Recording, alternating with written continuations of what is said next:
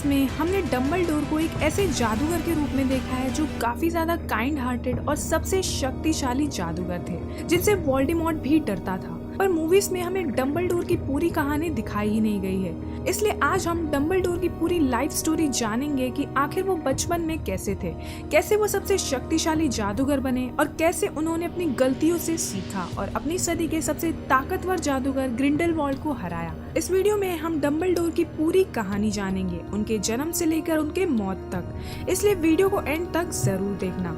Albus Percival वुल्फ्रिक Brian Dumbledore का जन्म 1881 की गर्मियों में हुआ था। एल्बस के पिता पर्सिवल एक प्योर ब्लड जादूगर थे और वहीं पर एल्बस की मां एक मगल बॉर्न जादूगरनी थी, इसलिए एल्बस एक हाफ ब्लड विज़र्ड थे। एल्बस से 2 साल छोटा एक भाई था एबरफोर्ड डम्बलडोर और 4 साल छोटी एक बहन थी एरियाना डम्बलडोर। ये परिवार एक visiting village Mould on the Wold में रहा करता था। जब एल्बस 10 साल के थे तब इनके परिवार के साथ कुछ ऐसा हुआ जिससे इनकी जिंदगी बदल गई। उस वक्त एरियाना सिर्फ 6 साल की थी। जब एरियाना बाहर खेल रही थी तब उसे जादू करते हुए 3 मगलू लड़कों ने देख लिया। वो उसे जादू करते देख इतना डर गए कि उन लड़कों ने एरियाना को टॉर्चर किया। इस घटना के बाद एरियाना इमोशनली इम्बैलेंस हो गई और अब वो अपने जादू को कंट्रोल नहीं कर पाती थी, जिस कारण वो अपने जादू को अंदर ही दबाने लगी और धीरे धीरे वो एक ऑब्स्क्यूरियल बन गई। जब पर्सिवल ने अपनी बेटी एरियाना को इस हालत में देखा तब वो टूट से गए और गुस्से में आकर उन्होंने उन 3 मगलू लड़कों को ठीक वैसे ही टॉर्चर किया जैसे कि उन्होंने एरियाना को किया था और मगलू बच्चों पर हमला करने के जुर्म में पर्सिवल को एस्काबान जेल में उम्र कैद की सजा सुनाई गई। हालांकि पर्सिवल ने खुद को डिफेंड नहीं किया और ये नहीं बताया कि उन्होंने उन लड़कों पर हमला क्यों किया, क्योंकि वो जानते थे कि अगर वो हमले की वजह बताएंगे तो एरियाना को हमेशा के लिए सेंट मंगोस हॉस्पिटल में कैद कर दिया जाएगा, क्योंकि एरियाना एक ऑब्स्क्यूरियल बन चुकी थी। पर्सिवल ने जो किया था वो बात अब हर जगह फैल गई थी और लोग डम्बलडोर परिवार के बारे में बातें बनाने लगे थे। इसलिए एल्बस की मां केंड्रा अपने बच्चों के साथ गॉड्रिक हॉलो यानी कि गरुड़ द्वार गांव शिफ्ट हुई। केंड्रा एरियाना की देखभाल किया करती थी और उसे हमेशा घर के अंदर ही रखती थी ताकि किसी को भी एरियाना के बारे में पता ना चले। 11 साल का होने पर एल्बस 1892 में हॉगवर्ट्स आए और गरुड़ द्वार में चुन लिए गए। स्कूल में सभी लोग पर्सिवल की क्राइम के बारे में जानते थे, इसलिए कई स्टूडेंट्स मानते थे कि एल्बस बिल्कुल अपने पिता की तरह है। हालांकि कई स्टूडेंट्स जो मगलुओं से नफरत करते थे उनका मानना था कि एल्बस के पिता ने उन लड़कों पर हमला करके बिल्कुल ठीक किया। कहीं न कहीं एल्बस खुद भी मगलुओं से नफरत करते थे, क्योंकि उन लड़कों की वजह से ही एरियाना को इतना सहना पड़ा और उसके पिता आज एस्काबान जेल में थे। पर अपने पहले साल में ही एल्बस ने अपनी योग्यता से सारे टीचर्स का दिल जीत लिया। पहले ही साल में उनकी दोस्ती एल्फियस डोज से हुई, जो उस वक्त ड्रैगन पॉक्स का शिकार थे, जिसकी वजह से कोई भी स्टूडेंट्स उनसे दोस्ती नहीं करना चाहता था। पर एल्बस ने काइंडनेस दिखाई और उन्होंने इंसान की बाहरी खूबसूरती को नहीं बल्कि अंदर की सुंदरता को अहमियत दी और उन्होंने एल्फियस से दोस्ती की। एल्बस उस वक्त हॉगवर्ट्स के इकलौते स्टूडेंट थे जो काफी होनहार और टैलेंटेड थे। अपने चौथे साल में उन्होंने एक्सीडेंटली अपने डॉर्मेट्री के पर्दों में आग लगा दिया। हालांकि उन्हें वो पर्दे कभी पसंद नहीं थे। अपने 5वें साल में वो स्कूल के प्रीफेक्ट बने और 7वें साल में हेड बॉय। वो जादूगरी में इतने अच्छे थे कि स्कूल में रहते ही उन्होंने कई अवार्ड्स हासिल किए, जैसे कि Barnabus Finkley prize for exceptional spell casting. इसके अलावा वो विजिंगमॉट के ब्रिटिश यूथ रिप्रेजेंटेटिव भी बने और उन्हें गोल्ड मेडल मिला for ground breaking contribution to international alchemical conference in Cairo. और टीचर्स ये भी मानते थे कि वो हॉगवर्ट्स के अब तक के सबसे ब्रिलियंट स्टूडेंट थे। हॉगवर्ट्स में रहते ही एल्बस ने कुछ दोस्त भी बना लिए थे, जैसे कि निकोलस फ्लेमेल, बथिल्डा बैकशॉट और ग्रिसेल्डा मार्चबैंक्स, जिन्होंने एल्बस का न्यूट का एग्जाम लिया था। और ग्रिसेल्डा का कहना था कि एल्बस जादुई छड़ी से ऐसी चीजें कर पाते थे जो उन्होंने कभी किसी को पहले करते हुए नहीं देखा था। साल 1899 में स्कूल खत्म करने के बाद एल्बस अपने दोस्त एल्फियस के साथ वर्ल्ड टूर पर जाने वाले थे, पर शायद किस्मत को ये मंजूर नहीं था, क्योंकि उनके जाने से पहले ही एक हादसा हुआ जहां एरियाना अपनी जादुई शक्तियां कंट्रोल नहीं कर पाई, जिसकी वजह से एक धमाका हुआ और एल्बस की मां केंड्रा इस धमाके में मारी गई। इस घटना के बाद एल्बस काफी टूट गए, क्योंकि अब परिवार में सबसे बड़े वही थे और उन्हें ही एबरफोर्थ और एरियाना का ख्याल रखना पड़ेगा, जिसकी वजह से उनका वर्ल्ड टूर का प्लान कैंसिल हो गया। एबरफोर्थ घर पर ही रुककर एरियाना का ख्याल रखना चाहते थे, पर एल्बस उससे कहते हैं कि पहले वो स्कूल खत्म कर ले, फिर वो एरियाना का ख्याल रख सकता है। एल्बस को लगने लगा कि अब उनका टैलेंट वेस्ट हो जाएगा पर तभी उनके गांव में एक फॉरेनर लड़का रहने आया जिसका नाम था गैलर्ट ग्रिंडलवाल्ड। गैलर्ट ग्रिंडलवाल्ड डर्मस्ट्रैंग स्कूल में पढ़ता था, पर डार्क आर्ट्स यूज करने की वजह से उसे उस स्कूल से निकाल दिया गया था, जिसके बाद वो अपनी आंटी बथिल्डा के यहाँ रहने आया, जो डंबलडोर परिवार के पास में ही रहा करती थी। बथिल्डा ने एल्बस और ग्रिंडलवाल्ड को मिलाया और उन दोनों में गहरी दोस्ती हो गई, क्योंकि वो दोनों ही एक ही उम्र के थे और दोनों ही बहुत टैलेंटेड भी थे। वो दोनों हमेशा साथ रहते और अपने आइडियाज एक दूसरे के साथ शेयर करते थे। इसी दौरान ग्रिंडलवाल्ड ने एल्बस को बताया कि वो मौत के तोहफों को खोजना चाहता है और वो मानता है कि जादूगरों को मगलुओं से छिपकर रहने की जरूरत नहीं है, क्योंकि वो मगलुओं पर राज करने के लिए बने हैं। 2 महीनों में ही एल्बस और ग्रिंडलवाल्ड की दोस्ती इतनी गहरी हो गई कि वो ग्रिंडलवाल्ड को चाहने लगे और इसलिए उन्हें लगा कि ग्रिंडलवाल्ड जो कुछ भी करना चाहता है वो ग्रेटर गुड के लिए है। एल्बस ग्रिंडलवाल्ड का साथ देना चाहता था ताकि आगे चलकर वो जादूगरों के लिए एक बेहतर दुनिया बना सके, और एल्बस का मानना था कि अगर इसमें कुछ जाने जाती भी है तो दुनिया बेहतर होने के बाद वो सैक्रिफाइस रीपे हो जाएगा। एक रात एल्बस और ग्रिंडलवाल्ड एक ब्लड पैक्ट बनाते हैं, जो एक दूसरे से ये प्रॉमिस था कि वो एक दूसरे से कभी नहीं लड़ेंगे। ये ब्लड पैक्ट एक ऐसा लव बॉन्ड था जिसे तभी तोड़ा जा सकता था जब एल्बस और ग्रिंडलवाल्ड दोनों के मंत्र टकराएंगे, पर वो एक दूसरे को अटैक करने के इरादे से नहीं होने चाहिए। एल्बस और ग्रिंडलवाल्ड के रिलेशन के टाइम के दौरान ही एबरफोर्थ को भी किसी लड़की से प्यार हो गया था। वो लड़की प्रेग्नेंट हो गई, जिसके बाद उस लड़की के परिवार ने उस लड़की को दूर भेज दिया, जिसकी वजह से एबरफोर्थ अपने बच्चे से नहीं मिल पाए। एल्बस ने ये सारी अफवाहें सुनी थी, पर इन दोनों भाइयों के बीच इतनी दूरियां थी, इसलिए एबरफोर्थ ने कभी भी एल्बस को इस बारे में नहीं बताया। हालांकि एबरफोर्थ ग्रिंडलवाल्ड के इरादों के बारे में जानते थे। उन्हें ये पता था कि ग्रिंडलवाल्ड एल्बस को मैनिपुलेट कर रहा है, इसलिए जब एल्बस और ग्रिंडलवाल्ड अपने ग्रेटर गुड के प्लान को अंजाम देने के लिए निकलने ही वाले थे, तब एबरफोर्थ एल्बस को रोकता है। वो एल्बस को कहता है कि वो उसे और एरियाना को ऐसे छोड़कर नहीं जा सकता। ये सुनकर ग्रिंडलवाल्ड गुस्से में आ जाता है और एबरफोर्थ और ग्रिंडलवाल्ड आपस में झगड़ने लग जाते हैं, और फिर ग्रिंडलवाल्ड एबरफोर्थ पर क्रूशियाटस कर्स का इस्तेमाल करता है। ये देखकर एल्बस को ग्रिंडलवाल्ड का असली चेहरा दिखाई देता है कि वो अपने इरादों को अंजाम देने के लिए किसी भी हद तक जा सकता है। एल्बस भी एबरफोर्थ को बचाने के लिए एबरफोर्थ और ग्रिंडलवाल्ड की लड़ाई में कूद पड़ते हैं। इनकी आवाजें सुनकर एरियाना वहां आती है और वो उन तीनों को रोकने की कोशिश करती है, मगर तभी तीनों में से किसी एक का मंत्र एरियाना को लग जाता है, जिसकी वजह से एरियाना मारी जाती है। एरियाना को उस हालत में देखकर एल्बस और एबरफोर्थ रोने लग जाते हैं और ग्रिंडलवाल्ड वहां से भाग जाता है। इस घटना के बाद एल्बस जिंदगी भर इस गिल्ट में रहते हैं कि कहीं जिस मंत्र ने एरियाना की जान ली वो मंत्र उनका तो नहीं था। एरियाना की मौत के बाद एल्बस एल्केमी की स्टडी के लिए पेरिस चले जाते हैं, निकोलस फ्लेमेल के पास, ताकि वो एबरफोर्थ को थोड़ा स्पेस दे सके, क्योंकि एबरफोर्थ एरियाना की मौत के बाद उनसे नफरत करने लगा था। उसके बाद कुछ सालों बाद वो ब्रिटेन लौटे और तब उन्होंने ड्रैगन ब्लड के 12 यूसेस खोज लिए, जिसकी वजह से वो काफी ज्यादा फेमस हुए। हालांकि आइवर डिलॉन्सबी ने यह दावा किया कि उन्होंने पहले ही 8 यूसेस खोज लिया था जब डंबलडोर ने उनके नोट्स उधार लिए थे। इस खोज के बाद एल्बस डंबलडोर को हॉगवर्ट्स में पढ़ाने का ऑफर आया। अब क्योंकि उन्हें पढ़ाना पसंद था, इसलिए वो उस ऑफर को एक्सेप्ट करते हैं। वो जानते थे कि ग्रिंडलवाल्ड आगे चलकर ग्रेटर गुड के प्लान को अंजाम देगा और ग्लोबल विजिटिंग वॉर शुरू करेगा, इसलिए वो हॉगवर्ट्स में गुप्त कलाओं से रक्षा का विषय पढ़ाते हैं ताकि वो आने वाले खतरे की तैयारी कर सके।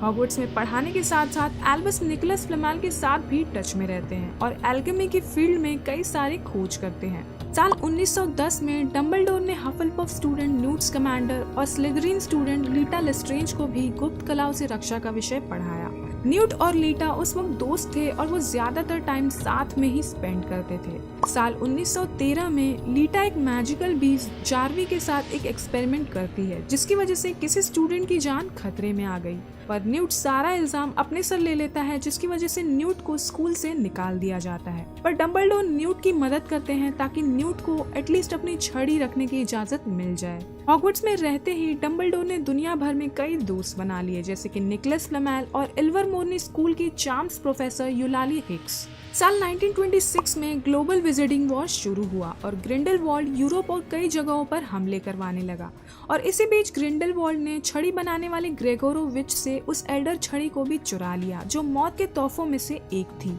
डम्बलडोर को अपने कॉन्टैक्ट से ये पता चल गया कि ग्रिंडेलवाल्ड को वो एल्डर छड़ी मिल गई है और उससे ये भी पता चला कि ग्रिंडेलवाल्ड एक ऑब्सक्यूरस का इस्तेमाल करके न्यूयॉर्क में हमले करवा रहा है। डम्बलडोर जानते थे कि ऑब्सक्यूरस का पता चल जाएगा तो ग्रिंडेलवाल्ड भी मिल जाएगा, इसलिए उस ऑब्सक्यूरस को ढूंढने के लिए डम्बलडोर न्यूट को न्यूयॉर्क भेजते हैं, जो कि एक मैजिक जूलॉजिस्ट था। न्यूट दुनिया भर में ट्रैवल करके मैजिकल बीस्ट को खोजता था और उन्हें रेस्क्यू करता था। न्यूयॉर्क आने के बाद न्यूट को ये पता चला कि वो ऑब्सक्यूरस एक अनाथ लड़का क्रीडेंस बेयरबोन है और ग्रिंडेलवाल्ड मकूसा का high ranking official Percival Graves बनकर क्रीडेंस को मैनिपुलेट कर रहा है। फाइनली न्यूट की वजह से ग्रिंडेलवाल्ड न्यूयॉर्क में पकड़ा जाता है, पर जल्दी ही साल 1927 में ग्रिंडेलवाल्ड वहां से भाग जाता है। डम्बलडोर जानते थे कि ब्लड पैक्ट की वजह से वो ग्रिंडेलवाल्ड से नहीं लड़ सकते हैं, इसलिए वो न्यूट्स कमांडर की मदद लेते हैं। वो न्यूट को पेरिस भेजते हैं, जहां पर क्रीडेंस अपनी पहचान का पता लगा रहा था। ब्रिटिश मंत्रालय को जब ये बात पता चलती है कि डम्बलडोर ने न्यूट को फ्रांस भेजा है, तब ऑरस का ग्रुप डम्बलडोर से मिलने के लिए हॉगवर्ट्स आता है, जिसमें न्यूट का भाई थीसिस भी था। टॉर्केल ट्रेवर्स डम्बलडोर को ग्रिंडेलवाल्ड से लड़ने के लिए कहते हैं, पर डम्बलडोर उसे साफ मना कर देते हैं। इसलिए गुस्से में आकर ट्रेवर्स उन्हें हॉगवर्ट्स में जादू सिखाने से बैन कर देता है।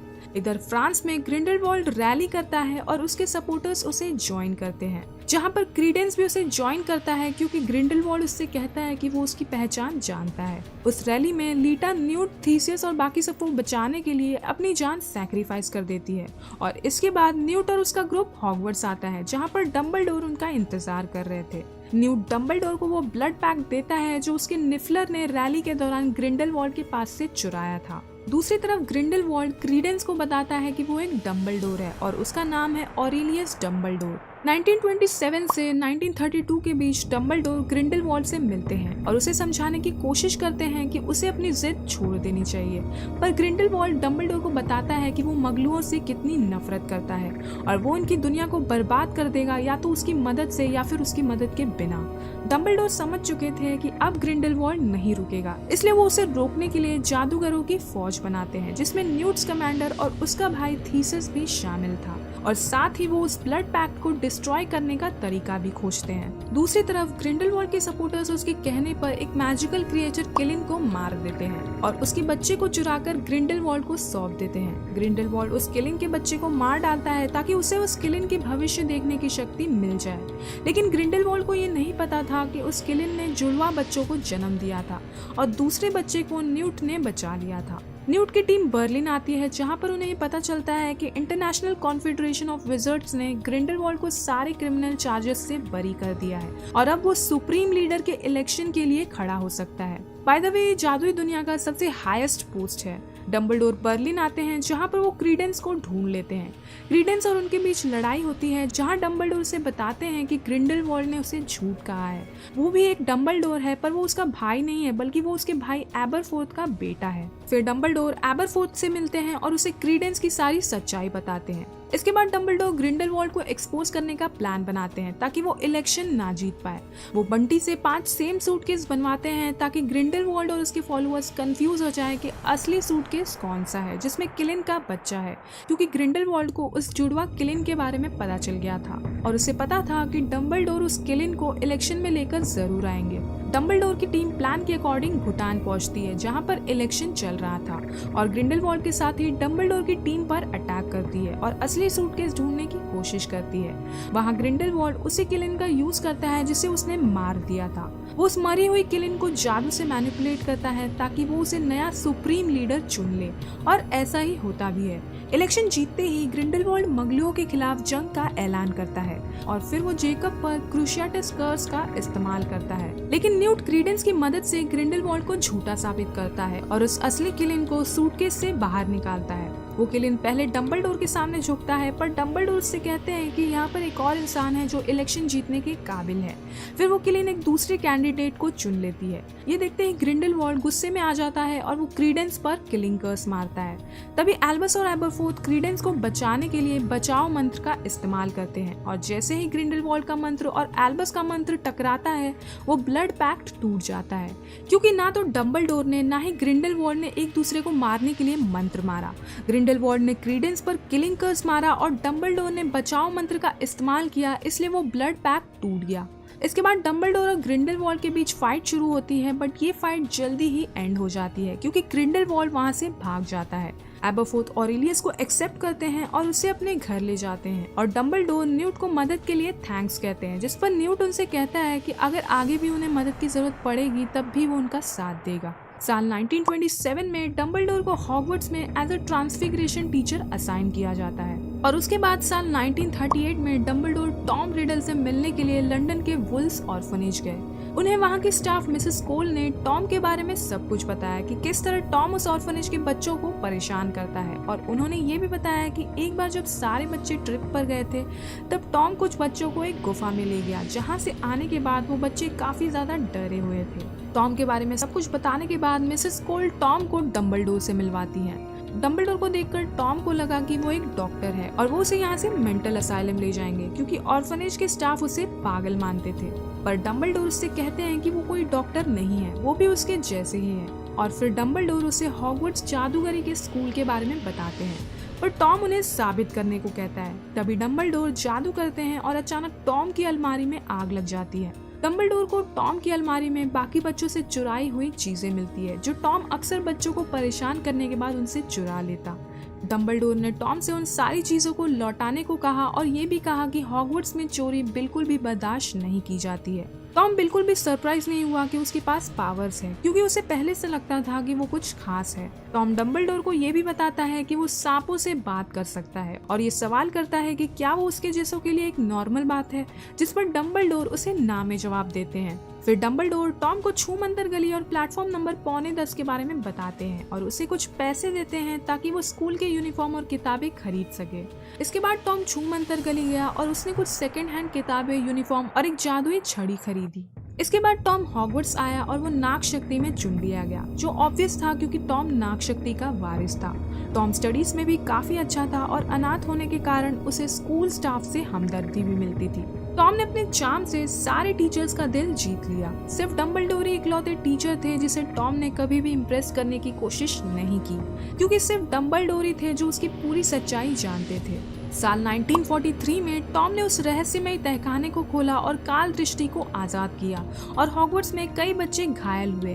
काल दृष्टि की आखिरी शिकार मायूस नीना यानी कि मार्टल वॉरेन थी, जिसकी मौत गर्ल्स बाथरूम में हुई थी, जहां पर उसने काल दृष्टि की 2 आंखें देखी थी।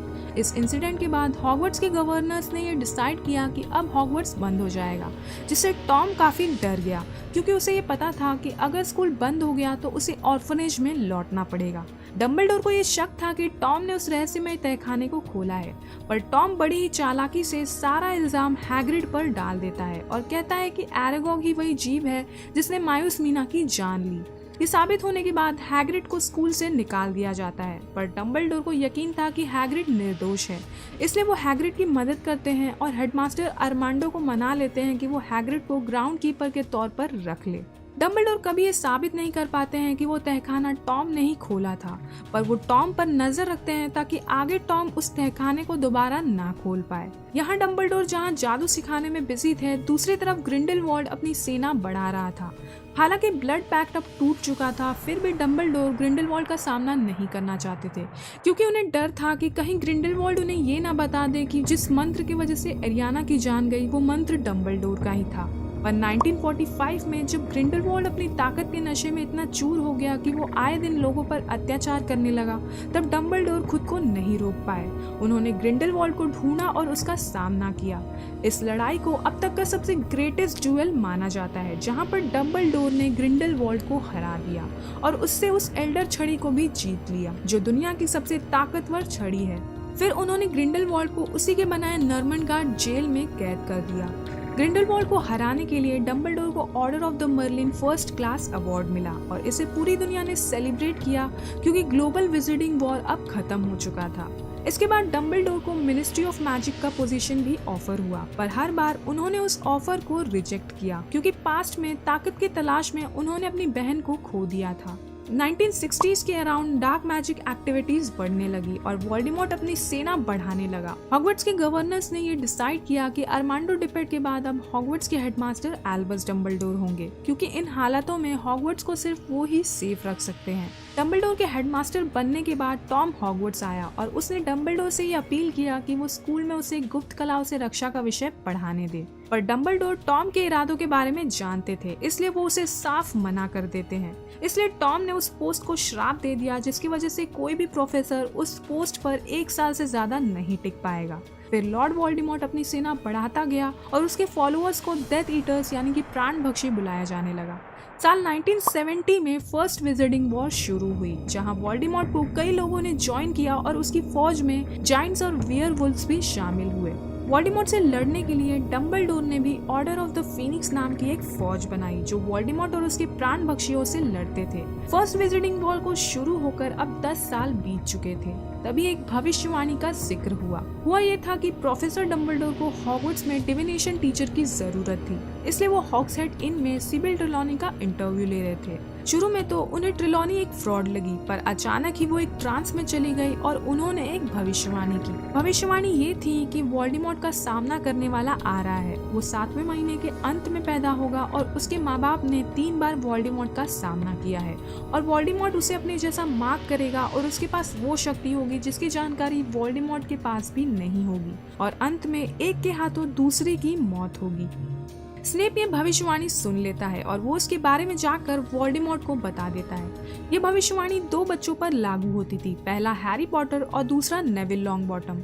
पर वोल्डेमॉर्ट हैरी को चुनता है क्योंकि हैरी भी उसकी तरह ही एक हाफ ब्लड था। पॉटर्स के डेथ के कुछ वक्त पहले ही डम्बलडोर को ये पता चलता है कि जेम्स के पास वो इनविजिबिलिटी क्लोक है, जो मौत के तोहफों में से एक है। इसलिए वो उस क्लोक की जांच करने के लिए जेम्स से वो इनविजिबिलिटी क्लोक मांगते हैं। कुछ देर बाद स्नेप डम्बलडोर से मिलने आता है और वो डम्बलडोर को बताता है कि वोल्डेमॉर्ट को लगता है कि भविष्यवाणी में जिस बच्चे का जिक्र है वो हैरी है, इसलिए वोल्डेमॉर्ट हैरी को मारना चाहता है। स्नेप डम्बलडोर से रिक्वेस्ट करते हैं कि वो पॉटर्स को बचा ले।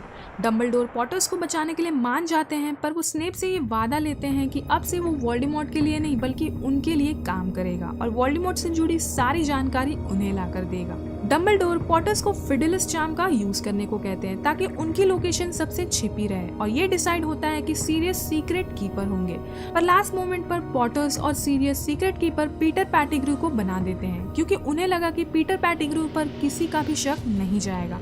सबको यही लगेगा कि क्योंकि सीरियस जेम्स का बेस्ट फ्रेंड है, सीक्रेट कीपर सीरियस ही होगा, इसलिए सभी प्राण भक्षी सीरियस के पीछे आएंगे। डम्बलडोर को भी इस last minute change of plan के बारे में नहीं पता था और ये भी कोई नहीं जानता था कि पीटर पैटिग्रू वोल्डेमॉर्ट का प्राण भक्षी है। पीटर पॉटर्स की लोकेशन वोल्डेमॉर्ट को बता देता है और अपने दोस्तों को ही बेच देता है। फिर वोल्डेमॉर्ट गॉड्रिक हॉलो आता है और वो निहत्थे जेम्स को मार देता है और फिर वो हैरी की तरफ आगे बढ़ता है। लिली हैरी को बचाने के लिए अपनी जान दे देती है, जिसकी वजह से हैरी को वोल्डेमॉर्ट के अगेंस्ट प्रोटेक्शन मिल जाती है और जैसे ही वोल्डेमॉर्ट हैरी को मारता है वो खुद ही मर जाता है। जैसे ही डम्बलडोर को पॉटर्स की मौत का पता चलता है, वो हैग्रिड को गॉड्रिक हॉलो भेजते हैं ताकि वो हैरी को रेस्क्यू कर सके और उसके बाद वो हैरी को उसकी आखिरी ब्लड रिलेटिव पिटूनिया के घर छोड़ देते हैं ताकि प्रोटेक्शन चार्म सील हो जाए और वोल्डेमॉर्ट के अगेंस्ट हैरी की रक्षा करे। डम्बलडोर पिटूनिया को एक लेटर में एक्सप्लेन करते हैं कि वो हैरी की रक्षा कर सकती है सिर्फ उसे अपने घर में पनाह देकर। दूसरी तरफ स्नेप लिली की मौत के बाद काफी टूट जाते हैं। तब डम्बलडोर स्नेप को समझाते हैं कि उन्हें यकीन है कि लॉर्ड वोल्डेमॉर्ट वापस आएगा और अगर वो सच में लिली से प्यार करता था तो उसे उसके बेटे को बचाने में मदद करनी चाहिए। स्नेप इस बात के लिए तैयार हो जाते हैं, पर वो डम्बलडोर से ये वादा लेते हैं कि वो इस बारे में किसी को भी नहीं बताएंगे। डम्बलडोर स्नेप को हॉगवर्ट्स में पोशन मास्टर का जॉब देते हैं और साथ ही मंत्रालय में ये गवाही भी देते हैं कि स्नेप एक प्राण भक्षी था, पर वोल्डेमॉर्ट के मरने से पहले ही वो उनके लिए काम करने लगा, जिसकी वजह से स्नेप को कोई भी सजा नहीं मिलती है। पर कई प्राण भक्षियों को अज़्काबान जेल की सजा मिलती है, जो वोल्डेमॉर्ट के जाने के बाद भी उसे सपोर्ट कर रहे थे, जैसे कि बेलेट्रिक्स लेस्ट्रेंज और बार्टी क्राउच जूनियर। 11 साल का होने पर हैरी हॉगवर्ट्स आया और वो गरुड़ द्वार में चुन लिया गया। उसी साल डम्बलडोर और निकोलस फ्लेमेल को ये शक हो जाता है कि वोल्डेमॉर्ट पारस पत्थर को चुराने की कोशिश करने वाला है, इसलिए डम्बलडोर उस पत्थर को हॉगवर्ट्स में एक जादुई आईने में छिपा देते हैं। पर अंत में हैरी और क्विरल उस आईने तक पहुंच जाते हैं और पत्थर हैरी को मिल जाता है। हैरी को छूते ही क्विरल का शरीर जल जाता है और वोल्डेमॉर्ट हैरी को मारने में नाकामयाब रहता है। डम्बलडोर हैरी को बताते हैं कि क्विरल का शरीर इसलिए जल गया क्योंकि हैरी के अंदर लिली का सैक्रिफाइस जिंदा है। अगले पार्ट में जब हैरी काल दृष्टि के दांत से टॉम रिडल की डायरी नष्ट करता है, तब उस डायरी को देखकर डम्बलडोर समझ जाते हैं कि वो डायरी एक होक्रक्स है और अगर वोल्डेमॉर्ट ने इसे बिना प्रोटेक्शन में रखा है तो यकीनन उसने एक से ज्यादा होक्रक्स बनाया होगा। हैरी के तीसरे साल में उसे पता चलता है कि वो सीरियस नहीं बल्कि पीटर पेटिग्रू था जिसने उसके माँ बाप को धोखा दिया था। जब हैरी और उसके दोस्त ये बात डम्बलडोर को बताते हैं, तब डम्बलडोर उनकी बातों पर यकीन करते हैं और सीरियस को बचाने के लिए वो हरमाइनी को टाइम टर्नर यूज करने को कहते हैं। हैरी और हरमाइनी इस काम में कामयाब होते हैं और सीरियस बगबीक के साथ वहाँ से भाग जाते हैं। लेकिन अगले ही साल ट्राइविजर टूर्नामेंट के दौरान वोल्डेमॉर्ट हैरी का खून इस्तेमाल करके अपनी बॉडी वापस पा लेता है और अब वोल्डेमॉर्ट हैरी को छू सकता था, पर फिर भी हैरी वोल्डेमॉर्ट से बच जाता है और वापस हॉगवर्ट्स आता है। हैरी डम्बलडोर को वोल्डेमॉर्ट की वापसी के बारे में बताता है और बार्टी क्राउच जूनियर पकड़ा जाता है। बस सारे सबूत देखने के बाद भी जादू मंत्री कॉर्नेलियस फज इस बात को नकारते हैं। डम्बलडोर पहले से ही जानते थे कि हैरी एक होक्रक्स है क्योंकि हैरी वोल्डेमॉर्ट की तरह सांपों से बात कर सकता था और वोल्डेमॉर्ट के लौटने के बाद अब वो हैरी से दूर रहने लगे क्योंकि वो जानते थे कि अगर वोल्डेमॉर्ट ने इस कनेक्शन का इस्तेमाल किया और हैरी के दिमाग में झांका तो वोल्डेमॉर्ट को उनके पूरे प्लान के बारे में पता चल सकता है। इसलिए वो स्नेप से हैरी को ऑक्यूलमेंसी सिखाने को कहते हैं ताकि हैरी अपने दिमाग को ब्लॉक कर सके, पर हैरी ये नहीं सीख पाता है और फिर वोल्डेमॉर्ट इसी कनेक्शन का इस्तेमाल करके हैरी को दिखाता है कि सीरियस खतरे में है, पर वोल्डेमॉर्ट ये नहीं जानता था कि हैरी उसका होक्रक्स है। सीरियस को बचाने के लिए हैरी अपने दोस्तों के साथ मंत्रालय पहुंचता है जो कि एक ट्रैप था ताकि हैरी वो भविष्य कथन उठा सके। सारे प्राणपक्षी हैरी और उसके दोस्तों को पकड़ लेते हैं, पर स्नेप की वजह से फीनिक्स की फौज वहां पहुंचती है और इस लड़ाई में बेलेट्रिक्स सीरियस को मार देती है। हैरी बेलेट्रिक्स के पीछे भागता है, तभी वहाँ वोल्डेमॉर्ट आता है और हैरी को बचाने डम्बलडोर वहाँ पहुँचते हैं। डम्बलडोर और वोल्डेमॉर्ट के बीच फाइट होती है, पर काफी कोशिश करने के बावजूद वोल्डेमॉर्ट डम्बलडोर को नहीं हरा पाता है और उसे वहाँ से भागना पड़ता है। पर इससे पहले वोल्डेमॉर्ट वहाँ से भागता मंत्रालय के लोग वोल्डेमॉर्ट को देख लेते हैं और उन्हें यकीन हो जाता है कि वोल्डेमॉर्ट लौट चुका है। हॉगवर्ट्स आने के बाद डम्बलडोर हैरी को ट्रिलॉनी की पूरी भविष्यवाणी के बारे में बताते हैं। साल 1996 की गर्मियों में डम्बलडोर वोल्डेमॉर्ट का होक्रक्स ढूंढते हुए गॉन्ट्स के घर जाते हैं जहां वोल्डेमॉर्ट ने उस रिंग को छिपाया था। डम्बलडोर को जब वो रिंग मिलता है तब वो 1 मिनट के लिए भूल जाते हैं कि वोल्डेमॉर्ट ने उस पर जादू किया होगा। उस रिंग में वो पुनर्जीवन पत्थर देखकर उन्हें लगता है कि वो अपनी फैमिली को वापस जिंदा कर सकते हैं, पर उन्हें ये समझ नहीं आया कि वो सिर्फ उनकी स्पिरिट्स को ही वापस ला पाएंगे और इस चक्कर में वो उस रिंग को पहन लेते हैं जिसकी वजह से उनके हाथ में श्राप फैलने लग जाता है। डम्बलडोर उस रिंग को नष्ट कर देते हैं और वो जल्दी से स्नेप के पास पहुंचते हैं जहां पर स्नेप उस श्राप को कुछ देर के लिए उनके हाथ में ही कैद कर देते हैं, पर वो डम्बलडोर को बताते हैं कि ऐसे श्रापों को ज्यादा देर तक कैद नहीं किया जा सकता, ये वक्त के साथ धीरे धीरे फैलेगा और अब डम्बलडोर के पास सिर्फ 1 ही साल बचा है। तब डम्बलडोर स्नेप से कहते हैं कि हम दोनों जानते हैं कि वोल्डेमॉर्ट ने मुझे मारने की जिम्मेदारी ड्रेको को दी है, पर मैं चाहता हूँ कि मेरी मौत तुम्हारे ही हाथों हो क्योंकि ड्रेको अभी बच्चा है और मैं नहीं चाहता कि ड्रेको की आत्मा टूट जाए। स्नेप शुरू में तो इस बात के लिए नहीं मानते, पर डम्बलडोर के बार बार कन्विंस करने पर वो मान जाते हैं और फिर डम्बलडोर स्नेप को बताते हैं कि एक वक्त आएगा जब वोल्डेमॉर्ट को अपने सांप नगीनी की चिंता होगी और वो उसे अपने प्रोटेक्शन में रखेगा। तब उसे हैरी को ये बताना होगा कि वोल्डेमॉर्ट की आत्मा का एक टुकड़ा हैरी के अंदर है और वोल्डेमॉर्ट को मारने के लिए हैरी को मरना होगा और अच्छा होगा कि अगर वोल्डेमॉर्ट खुद हैरी को मारे। अब क्योंकि डम्बलडोर के पास सिर्फ 1 ही साल था, वो हैरी को होक्रक्स से जुड़ी सारी इन्फॉर्मेशन देते हैं और उसे वोल्डेमॉर्ट से जुड़ी सारी यादें दिखाते हैं और स्लगॉन से जुड़ी याद देखने के बाद दोनों को ये पता चलता है कि वोल्डेमॉर्ट ने 6 होक्रक्स बनाने का प्लान किया था जिसमें से टॉम रिडल की डायरी और वो रिंग नष्ट हो चुकी है। डम्बलडोर को ये पता चलता है कि टॉम ने जरूर एक होक्रक्स उस गुफा में छिपाया होगा जहाँ पर बचपन में उसने उन मगलू बच्चों को डराया था। डम्बलडोर और हैरी उस गुफा के अंदर जाते हैं और वहाँ एक काढ़े के अंदर उन्हें वो होक्रक्स मिलता है। डम्बलडोर के कहने पर हैरी उन्हें वो पूरा काढ़ा पिलाता है जिससे डम्बलडोर को तकलीफ होने लग जाती है, पर आखिरकार वो काढ़ा खत्म होता है और उन्हें वो होक्रक्स मिल जाता है। और जब डम्बलडोर को प्यास लगने लग जाती है तब हैरी उस आइलैंड का पानी लेने की कोशिश करता है, पर तभी वहाँ पर ढेर सारे इन्फेराई आ जाते हैं जो हैरी को पानी के अंदर खींच लेते हैं। लेकिन तभी डम्बलडोर हैरी को बचा लेते हैं और वो दोनों हॉगवर्ट्स पहुंचते हैं। काढ़ा पीने की वजह से डम्बलडोर अब काफी कमजोर हो गए थे और वो हैरी को स्नेप को बुलाने को कहते हैं, पर तभी ड्रेको सारे प्राण भक्षियों को स्कूल में बुला लेता है। डम्बलडोर हैरी को छिपा देते हैं और ड्रेको वहां पहुंच जाता है और वो डम्बलडोर को निरस्त्र करता है। तभी वोल्डेमॉर्ट के प्राण बख्शी वहां पहुंचते हैं, जिसके बाद स्नेप भी वहां आता है और डम्बलडोर स्नेप से प्लीज कहते हैं, जिसके बाद स्नेप डम्बलडोर को मार देता है। डम्बलडोर ने अपनी वसीयत बनवाई थी जिसमें उन्होंने बीटल एंड द बार्ड की किताब हरमाइनी के नाम किया था। वो डिल्यूमिनेटर रॉन को दिया था जिससे कहीं भी जाया जा सकता था, क्योंकि डम्बलडोर जानते थे कि रॉन एक दिन भटक जाएगा, इसलिए वो उसके लिए डिल्यूमिनेटर छोड़ गए। और हैरी के लिए उन्होंने वो सुनहरी गेंद जो उसने अपने पहले क्विडिच मैच में जीता था और वो गरुड़ द्वार की तलवार छोड़ी थी। हालांकि तलवार उनकी नहीं थी, इसलिए उन्हें ये हैरी को देने का हक नहीं था, पर वो तलवार होक्रक्सेस को नष्ट कर सकती थी, इसलिए उन्होंने हैरी के नाम उस तलवार को किया ताकि हैरी ये समझ जाए कि उसे उस तलवार की जरूरत पड़ेगी। ये सभी हैरी के लिए क्लूज थे ताकि वो होक्रक्सेस को ढूंढकर उन्हें नष्ट कर पाए। मरने के बाद भी वो स्नेप को अपने पोर्ट्रेट के थ्रू इंस्ट्रक्शंस देते रहे और उनके कहने पर ही स्नेप ने हैरी तक वो तलवार पहुंचाया। जब वोल्डेमॉर्ट हैरी को मार देता है तब उसके अंदर का जो होक्रक्स था वो नष्ट हो जाता है और हैरी लिम्बो में डम्बलडोर से मिलता है, जहाँ पर डम्बलडोर हैरी के सारे सवालों का जवाब देते हैं और वो हैरी से कहते हैं कि वो चाहे तो वापस लौट सकता है क्योंकि वो मरा नहीं है। हैरी वापस लौटता है और वोल्डेमॉर्ट को मार डालता है और आखिरकार वोल्डेमॉर्ट का अंत हो जाता है। ये सच है कि वोल्डेमॉर्ट का अंत हैरी के हाथों हुआ था, पर इसका क्रेडिट काफी हद तक डम्बलडोर को भी जाता है, क्योंकि उन्होंने हर मुसीबत में हैरी का साथ दिया और वोल्डेमॉर्ट के होक्रक्सेस के बारे में पता लगाया और सही वक्त पर सारी इन्फॉर्मेशन उन्होंने हैरी को दिया, जिसकी वजह से हैरी वोल्डेमॉर्ट को मार पाए।